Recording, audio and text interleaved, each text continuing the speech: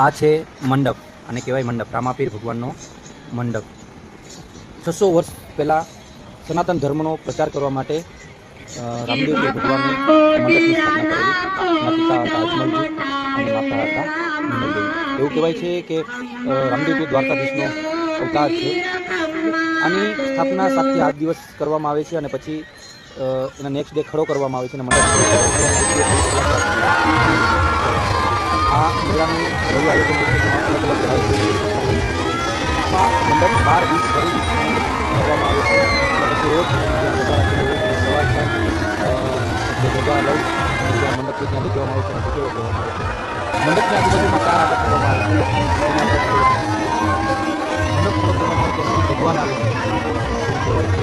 મંડપમાં 4 લાકડાઓની માટી કરવામાં આવે છે, 4 પાઠ હોય છે, 4 ભક્તિના 4 અંગ દર્શાવે છે: વિવેક, પ્રાર્થના અને વૈરાગ્ય. લગભગ 9 દોરી વડે એને બાંધવામાં આવે છે, એટલે આપણી 9 ઇન્દ્રિયો એવું કહેવામાં આવે છે.